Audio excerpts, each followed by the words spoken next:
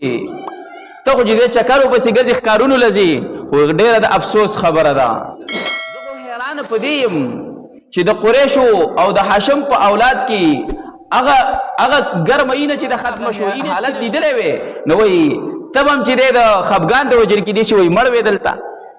زه ژوندی یم تا ته څوک بر هم نشي کتلی او ستا بدل مې واخیستو.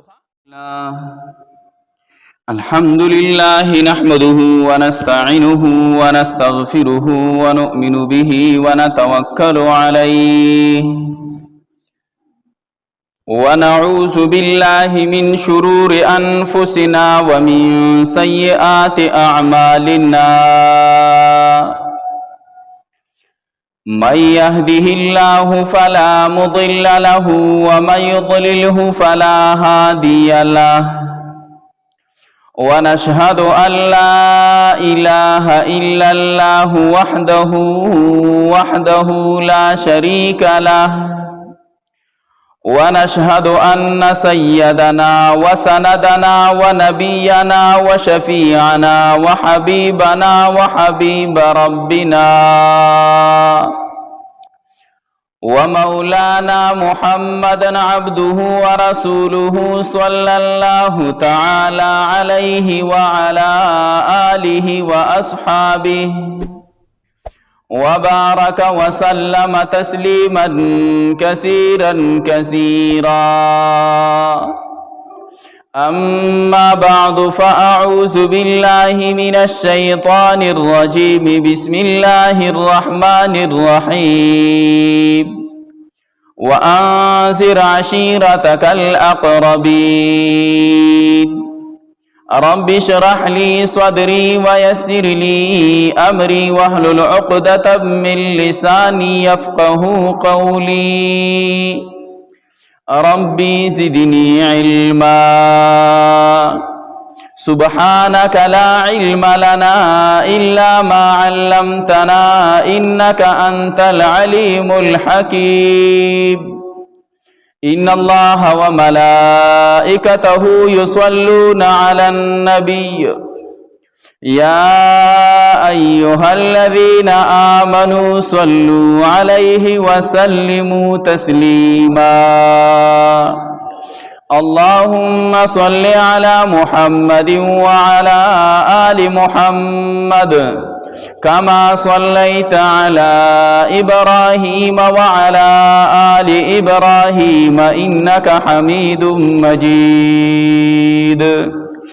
اللهم بارك على محمد وعلى آل محمد كما باركت على إبراهيم وعلى آل إبراهيم إنك حميد مجيد.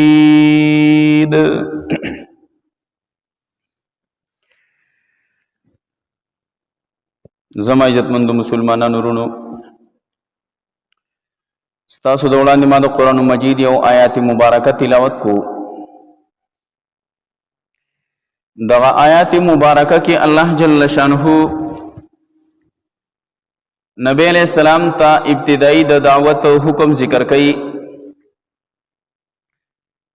1300 جمعونه د ربیع الاول د مناسبت د وجنه د نبی علیہ السلام د سیرت بیان شروع. نو 13 جمعه دغه بیان او شو دغه ذکر شو چې نبی علیہ السلام ته نبوت ملاو شو. جبریل علیہ السلام خدمت کې حاضر شو غار حرا تا او نبی علیہ السلام ته نبوت ورکړې شو. د سورۃ علق ابتدائی آیاتونه نازل شو. د دین وروسته نبی علیہ السلام کور تراغه ناشنا مخلوق سره ملاویدل شوی هیبت یرا وپی. نو چې کور تراغه حضرت خدیجه الکبرى رضی الله تعالی عنها ته فرمای زملونی زملونی ما پټ کا کمبلا باندې سره باندې راواچوا. نو هغه دلاسه ورکړه او کمبل وغیرہ پی واچول. چې کله نبی علیہ السلام سا برابر شولا طبیعت برابر شو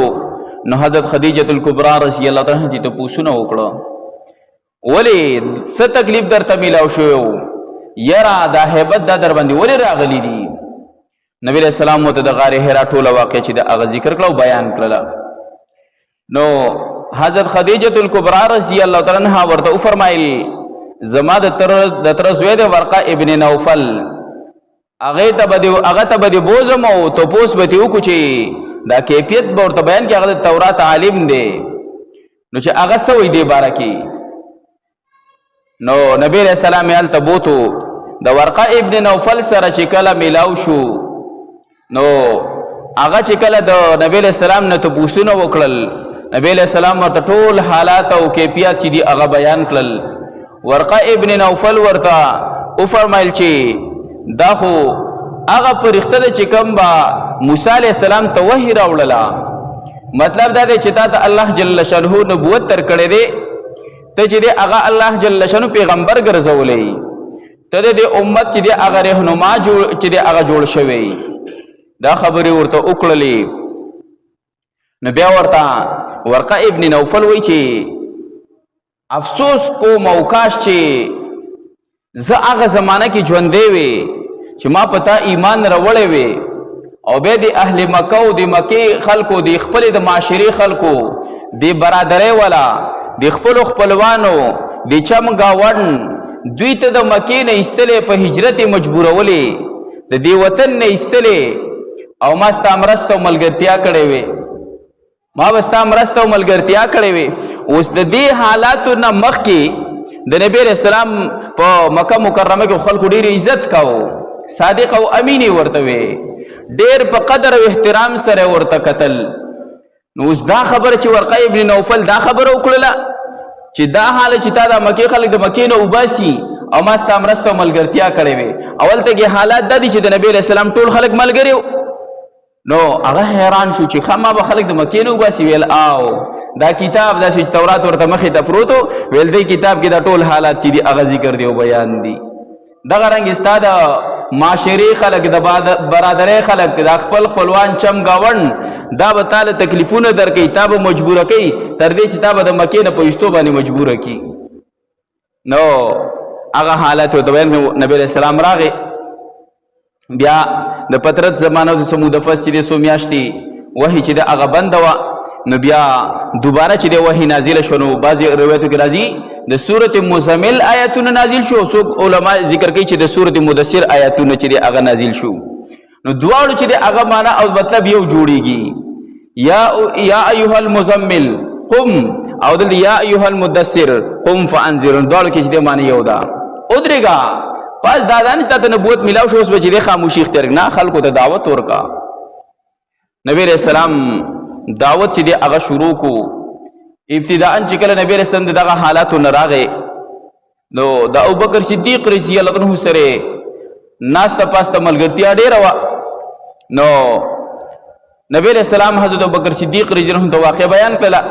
هغه تصدیق او ایمان پې راوړو بیا ابوبکر صدیق رضی الله عنه ته وفرمایل چې ستا به هم دغه کاري نو په زنانو کې به د ټولو نه اول حضرت خدیجه الکبرى رضی الله عنها ایمان راوړو په سړو کې په حضرت ابوبکر صدیق رضی الله عنه ایمان راوړو او غلامانو کې آزاد کرده غلام زید ابن حارثه رضی الله عنه په غلامانو کې په دغه چې اول ایمان راوړو او ماشومانو کې په حضرت علی رضی الله عنه چې وو یا تو کالو دی هغه په ایمان راوړو نو نبی علیہ السلام با خفیه تور داسي لګ لګ کسان چې دی هغه هدایت تر دعوت د اسلام به ورکاو څه کسان چې دی ایمان براوړو لګ لګ کسان چې دی هغه به مسلمانې دل خو چې چا به کلمه ویل نو د هغه باندې به د ظلم او د ستم یو غر چې دی هغه را پریوتو ظلمونه به کېدل تکلیفونه به ورکړی کېدل تر دې پورې چې روایت کې راځي نبی علیہ السلام بکر صدیق رضی الله عنه حرام کیو او کافران رال نبی علیہ السلام ورته د اسلام دعوت ورکو هغه نبی علیہ السلام چې رشتار کو دومره اوه چې نبی علیہ السلام زخمی شو او بکر صدیق رضی الله عنه د خلاصېدو کوشش وکړو نو او بکر صدیق رضی الله عنه چې هغه ور سره اوه دومره حد ته اول چې دواړه چې هغه بیوش شو اوس د عربو د هغه زمانه هغه مضبوط خلق هغه قوت او طاقت والا خلق چې دا وسایل خو نو ساده چې د ژوند مضبوط او طاقتور خلقو نو اوسو دا چې یو سړی دومره وهل اخري چې هغه بېهوشه شي دا به څومره تکلیف و. نبی علیہ السلام بېهوشه شو. ابوبکر صدیق رضی الله عنه بېهوشه شو. کور ته چې دی هغه راوړلی شو. ابوبکر صدیق رضی الله تر ماښامه پورې چې دی بېهوشه پروت دی. چې کله په هوش کې راغی هلته قبیلې والا هم چې دی په دې ځکه د ابوبکر صدیق رضی الله عنه عام سړی خو نه و، د قبیلې مشر و سردار و. نو قبیلې والا خلک چې دي هغوی هم دا کې چې موږ ګورئ کو زمونږ کس ته نقصان ورسېدو زمونږ مشر ته نو ګورئ د دې بدل به اخلو. نو هغوی دغه یره هم ورسره وه. ابوبکر صدیق رضی الله عنه چې په هوش کې راغی نو د ټولو نه اول د جبې نه الفاظ وبه د نبی علیہ السلام د حالات او د کیفیت تپوس کې نبی علیہ السلام په څه حالات کې دی، دغه څه حال دی. نو مور چې د هغې ورته لږ دغه وکړو چې ګوره د چا د وجې نه چې د باندې دا مصیبت راغلی دی او د تکلیف نه درته لږه افاقه میلاو شو، نو اوس د هغه نوم په ژبه باندې راولي، د هغه نوم اخلي. نو بیا ورته خوراک لږ مخې ته شو چې دا خوراک لږ وخوره، ټولو د دغه رنګ یې تېره کړې ده، دا خوراک لږ وخوره. نو ابوبکر صدیق رضی الله عنه قسم وخوړو د الله په ذات مې د قسمي خوله به هم ورنه وړم چې تر څو پورې مې د نبي علیه السلام زیارت نه کړو، نبي علیه السلام مې په خپلو سترګو نه لیدلی او چې د هغه څه کیفیت د حالات د زه هغه وینم. نبی علیہ السلام سره چې دی هلته کې ورغې معلومات وشو. نو نبی علیہ السلام سره چې ملاقات وشو نبی علیہ السلام یې ولیدو په خپلو سترګو باندې. نو ابوبکر صدیق رضی الله عنه فرمایي وایي د زړه هغه د بدن هغه ټول تکلیفونه او دردونه چې دي هغه مې ختم شو. چې د نبی علیہ السلام ته فرمایي د الله رسوله ستا زیارت مې وکړو، ستا په لیدو مې هغه ټول خفګانونه هغه ټول تکلیفونه چې دي هغه ختم شو. مینه محبتو د نبی علیہ السلام باندې ځان قربانولو. مونږ او تاسو چې د ځان ته مسلمانانو وایو، زه او د غیرت اسلام دا وایو چې نمر د ټولو نه غټ مسلمان خو زیما دا نور چې د هغه هسې اخوا دي خو مسلمانان دي، د ټولو نه غټ او مضبوط مسلمان زیما. خو چې کله داسې د حالاتو مقابله راشي نو بیا وایو چې هلکه ګوره زه مسلمان نیما، بیا زمونږ مسلماني چې ده هغه بیا ختمه شي. یو واقع کې وی ردی وي دغه رنګ یو کس هسې په دې خلکو امتحان و د مسلمانۍ دا معلومات یې کوو چې مسلماني در کې څومره ده. نو وایي راغې جومات ته چې کله جمع وشوله نو هغه یو کس پاسې د توره ورسره وه، وایي ویې چې هلکه تاسو کې څوک څوک مسلمانان دي؟ نو چې جومات ته راغلي چې هندو خو جومات ته نه راځي او سیخ خو جومات ته نه راځي، خو ټول مسلمانانو که ده. نو هغه سره چې توره ولچې هلکه سړي سره خو توره ورسره ده، یا هغه ویل که څوک در پکې مسلمان دی؟ نو چا هم سر نه ښکته کړو، ټولو سرونه ښکته کړي وو، چا آواز هم نه کوو. یو پکې آواز کو یاره وایي دا امام چې دی وایي دا استاد دا پکې د ټولو نه غټ مسلمان دا ښکته او برکې یې ویل دی ویل ښه هغې یې راونیو. یو کس پکې بل داسې نږدې پسې چې اقامت والا نږدې وایي د دویم نمبر غټ مسلمان پسې ویل دی ویل ښه هغه دواړه داسې بار ویستل. نو هلته کې چې بار یې ویستل نو هغه توره چې د هغې چېرته په اینو کې هسې څښا کړله ګنده کړله او واپس راغی لږ ساعت پس. هلکه یو بل مسلمان د پکې څوک دی؟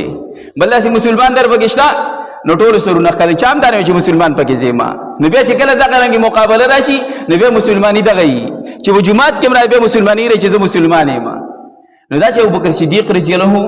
دغه حالاتو کې د ټولو نه اول چې د ژبې نه الفاظ وباسي نو د نبی علیه السلام چې دی هغه نوم د خولې نه وباسي. ځکه حالانکې وال ټکول هر څه ته تیار وو، زړه ته چې دی ایمان کوز شوی و، زړه ته اسلام کوز شوی، په زړه کې یې ځای کړی و. نو چې کله زړه ته ایمان کوز شي نو دا حالات چې دی هغه به مقابله کولی شي. نو ابوبکر صدیق رضی الله عنه نبی علیہ السلام دا تکلیفونه صحابه کرامو ته ورکړی کېدل، انتهایی چې تکلیفونه ورکړی کېدل. د یو صحابي حالات او د ژوند واقع چې بیانې سړی حیران شي چې دا کم قسمه انسانانو چې هغوی هم دغه رنګې بدنونه وو، هغوی هم دغه رنګې انسانانو، چم ګاونې وو، خپل خپلوان دغه رنګې ښځه بچي دا ټول ورسره وو. خوراک څښاک انتظام به یې ځان کوو، معاش به یې کوو، د ژوند چې د اسباب به یې لټول. د دې ټولو سره هغوی دین چې دی نه پرېښودو. که چېرې مطالبه به راله نو د ټولو نه اول به د دین مطالبه وه، دین اسلام اول، نور مطالبې وروسته. مونږ که چېرې داسې مطالبې داسې حالت راشي نو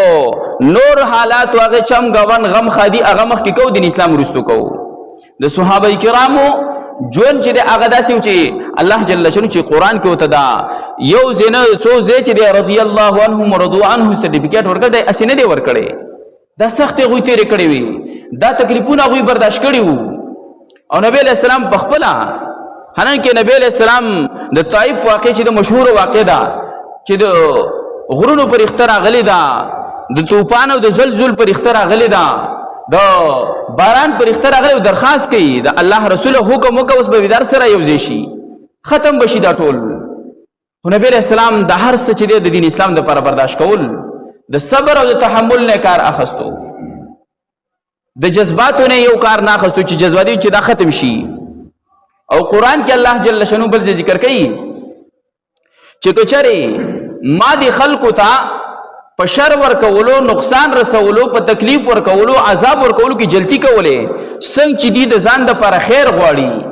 لکه هر سړی چې ماته د خیر ډیر ملاوي شي هر سړی دا غواړي ماته چې د مال دولت ډیر ملاوي شي هر سړی دا غواړي چې د تکلیف نه بچي ما نو الله جل شانو فرمایي چې دوی دا خیر څنګه د ځان د پر زر او ډیر غواړي که دغه شان ما دي خلقو ته د عذاب ورتللو کې جلتی کولې نو الله جل فرمایي په دې مقدس مکه به یو قسم نه وي پرخه مچ ګناي کوله را نیولې مې الله ختم به بیا په دې مقدس مکه به یو قسم نه وي پرخه والله جل شانو زور ته صبر کوم چې بکوا د سره احساس پیدا شي چې ګوره زنا فرمانی کوما زدا الله حکمونه ماتوم ظلم کوم بے انصافی کوم او د دې ټولو باوجود ماته الله سنوي ماته الله چې دې وخت را کوي مقرره کوي د یو وخت د پاره نو چې د سره احساس پیدا شي د خپل نافرمانی نه روزي او یادا چې دې په دې نافرمانو کې سم ورننه زین الله یې مونږه به وروړي زمونږ رانیول الله جل فرمای به سخت دي نو دغه تکالیف سره چې وخت نبی علیہ السلام ته حکم ملاو شو وانذر عشيرتك الاقربين تخپل نږدې رشتہ دار دی او يروا د الله د عذابونو نه او يروا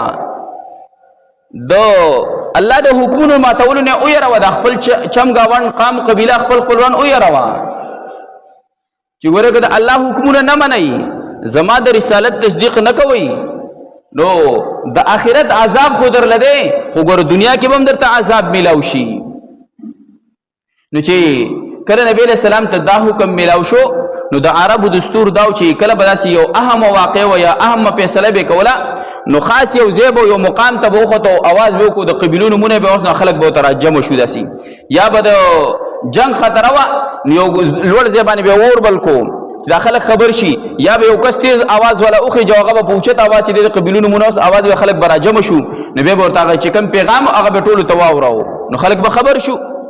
نبی علیہ السلام صفا چې ډیره ته اوخه ته دغه کې چې اول کو د ټول خلک د دې نه غیر چا پیره داسې نږدې نو د قبیلونو مونږ واخص د کم چې خپل نږدې چې د قبیله وي هغه خلک راجم شو ټول نو نبی علیہ السلام ورته فرمایي مکه واقع ذکر شو لکه نبی علیہ السلام دغه پوری چرته دروغ نه ویلي او نه د چا سره امانت کی خیانت کې دې کړو نو په معاشره کې په صادق او امین سره یادې دو نو نبی رسول الله مت فرمایي وای چې دا ټول خلک را جمع شو وای که زه چیرې تاسو ته ویم چې د دې غر نه اغلی یو دشمن راغلی یو لخر وروسته په تاسو د مکه باندې حمله کوي نو وای تاسو به زما د خبرې تصدیق وکړي زما دا خبره به اومنئ نو ټولو چې په لبیک سره جواب ورکړو چې او بالکل به موږ ستاسو تصدیق کوو ځکه وایي تا زموږ سره څلوېښت کاله تېر کړه په دې څلوېښت کاله کې تا چېرته دروغ نه دي ویلي اوس به چېرته څنګه دروغ ووایې وایي موږ په تا باندې بالکل یقین کوو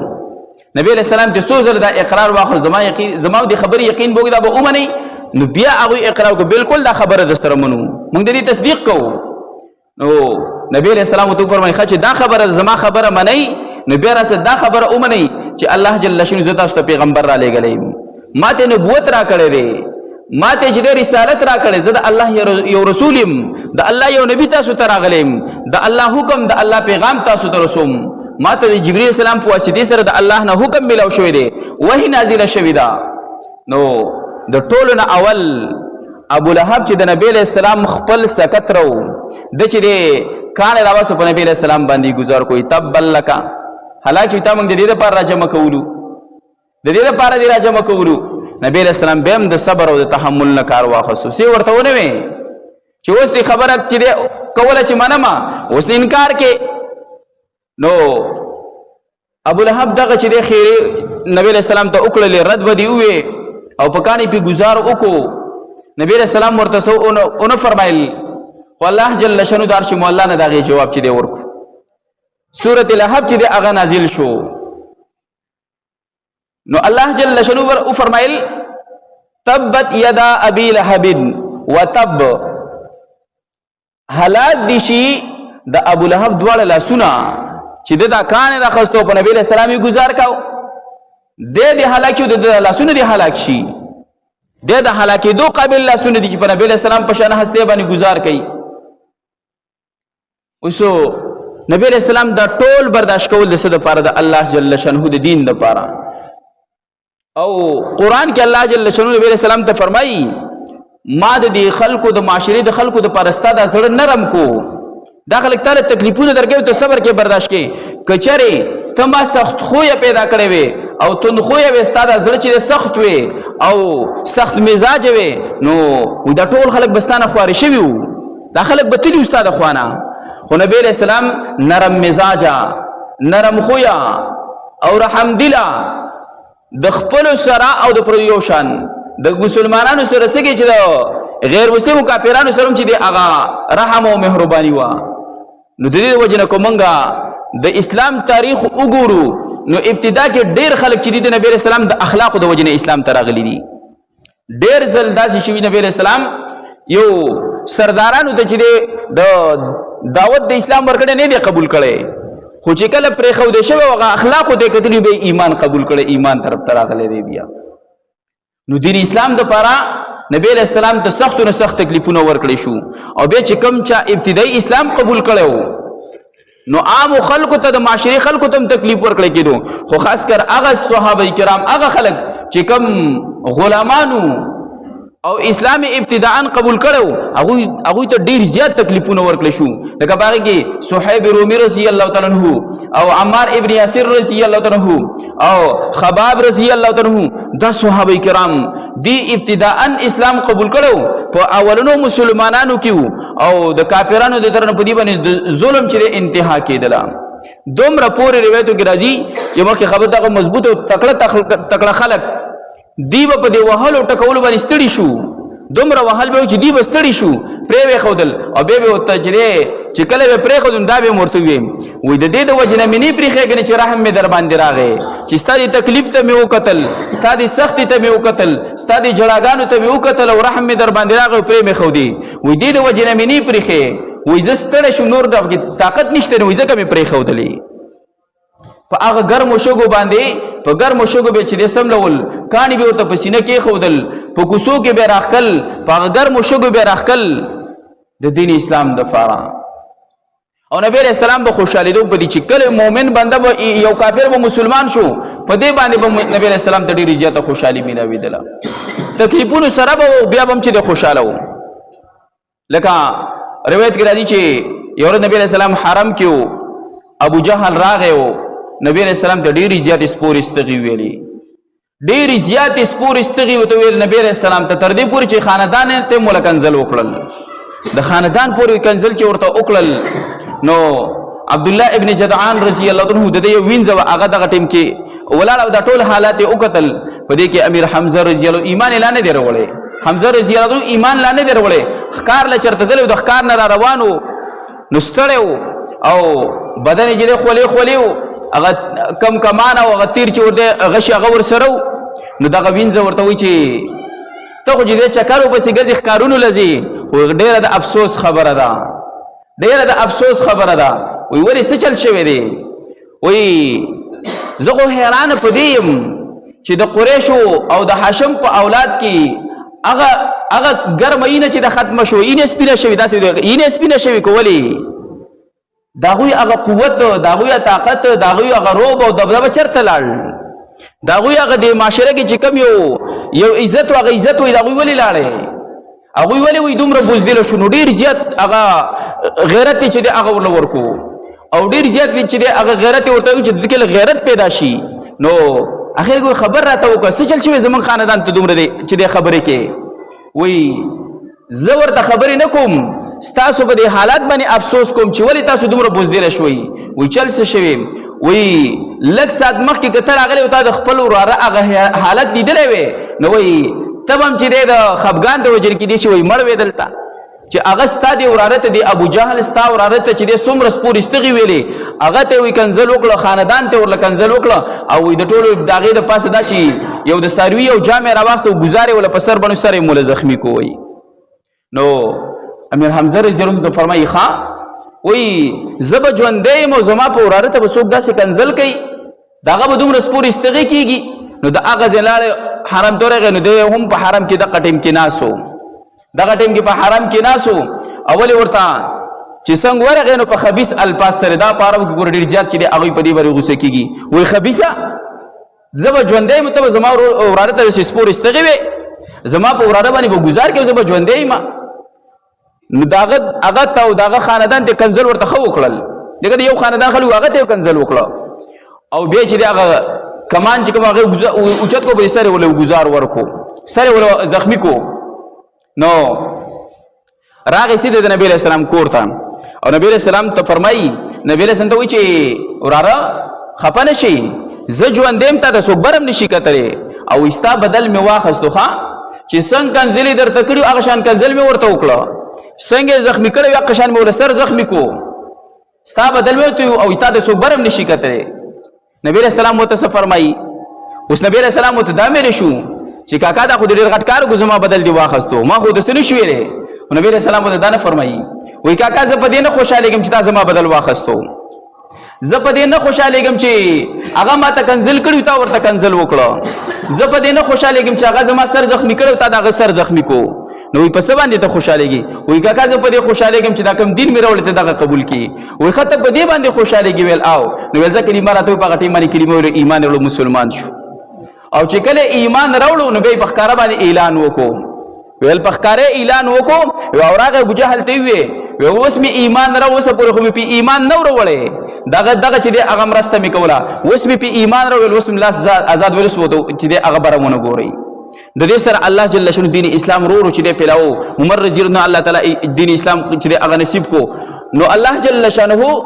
دا دین چې دی د داسې موږ ته نه دی راغلی چې بس کلمه د ویلې شوې ده داسې راغلی ده نه په دې باندې صحابه کرامو سختې تېرې کړي دي بچي پې یتیمانان کړي دي ښځې چې دی هغه پې کونډې کړي دي خاندانونه یې پې پرېښي دي هر څه پرېښي دا دین چې دی هغه موږ ته را رسېدلی اوس په دغه دین چې دی هغه زموږ او ستاسو ذمهواري ده. د نبي علیه السلام د سیرت مطلب هم دا دی چې موږ د نبی علیہ السلام دغه سیرت خپل کو د نبی علیہ السلام دغه اخلاق خپل کو د نبی علیہ السلام دغه کردار چې دی هغه خپل کو دغه د نبی علیہ السلام ځکه نبی علیہ السلام اخیری وخت کې چې وصیت به ذکر کېږي انشاءالله آینده جمعه کې چې نبی علیہ السلام اخیری کې څه پیغام پرېږدي هم دقه وایي تاسو مې دوه څیزونه راوړي دوه څیزونه درته پرېږدم قرآن او حدیث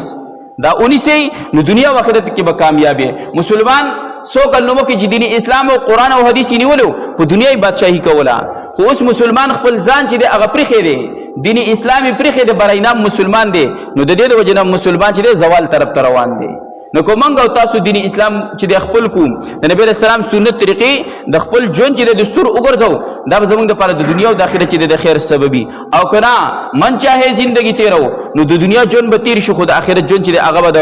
نقصان او د عذاب سره الله جل شانه دی موږ د دغه عذابونو نه محفوظ وساتي. الله جل شانه دی موږ او تاسو ته د نبی علیه السلام د سنتو اعتبار نصیب کړي. واخر دعوانا الحمد لله رب العالمین وصلی الله تعالی علی خیر خلقه محمد و آله و اصحابه اجمعین برحمتک.